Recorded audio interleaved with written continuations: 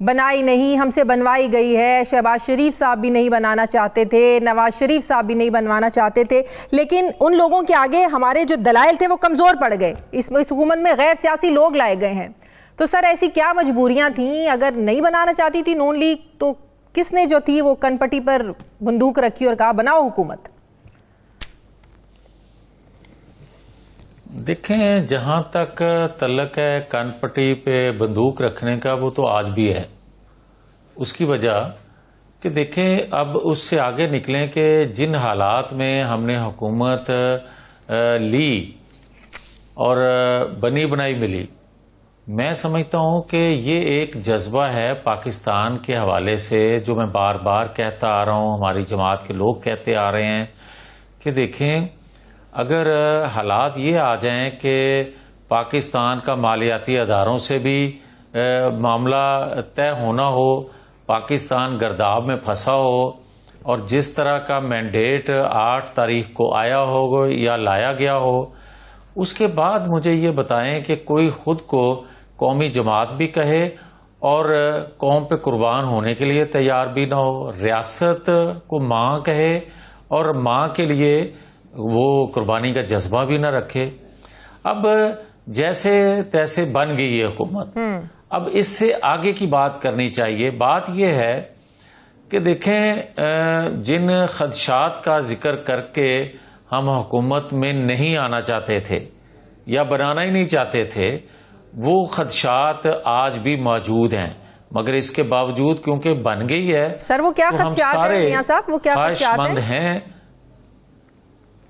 میں عرض کرتا ہوں، وہ دعا بھی ہماری یہ ہے کہ اب کیونکہ شہباز شریف صاحب نے خود کو اس ایک بڑے چیلنج کے سامنے پیش کر دیا، ہماری سب کی دعا ہے، پوری جماعت کی دعا ہے، پاکستانیوں کی دعا ہے، جو حکومت میں لوگ دوسرے بیٹھے ہیں ان کی بھی یقیناً کارکردگی پرفارمنس ایسی خدا کرے آئے کہ پاکستان اس گرداب سے نکل سکے.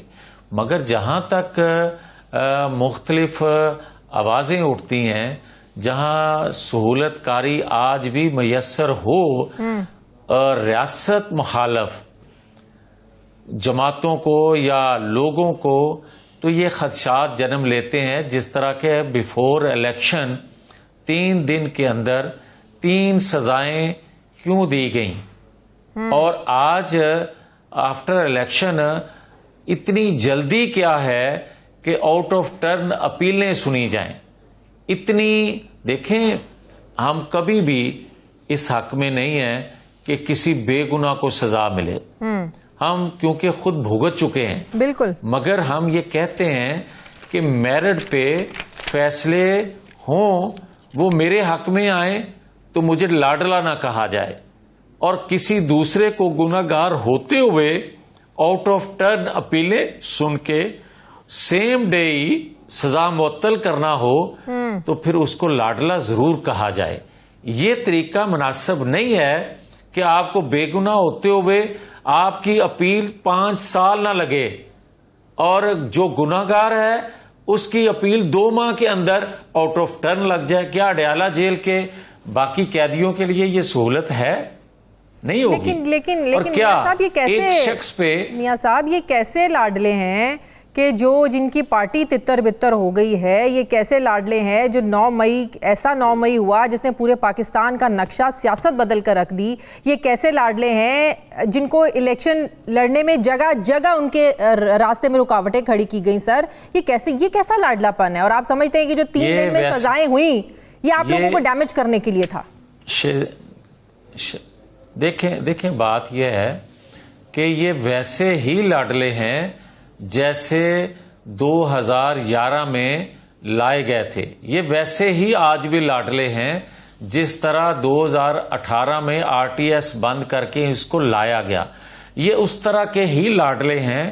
جب پاکستان بھر میں یہ غیر مقبول ہوئے، لوگ اس کا ٹکٹ لینے کے لیے تیار نہیں تھے، تو اس کو ایک ماحول ایسا دیا گیا کہ عدم اعتماد بھی آیا، اور پھر ایسا ارینجمنٹ کر کے مسلم لیگ کو اسٹیئرنگ پہ بٹھایا گیا، اور پھر جو اس وقت کی قومی حکومت کے لوگ تھے وہ اس الیکشن میں 2024 کے الیکشن میں ان کی زبانی آپ نے سنا ہوگا کہ جناب یہ مسلم لیگ کا کیا دھرا تھا 18 ماہ کا، اور سارا ملبہ جو ہے آپ مسلم لیگ پہ ڈال دیں. اور آپ آج بھی دیکھیں کہ سندھ میں کس جماعت کی حکومت ہے، خیبر پختونخوا میں کس کی حکومت ہے، بلوچستان میں کس کی حکومت ہے، اور ان کی قیادت یا عام آزاد لوگ کیا گفتگو فرماتے تھے. تو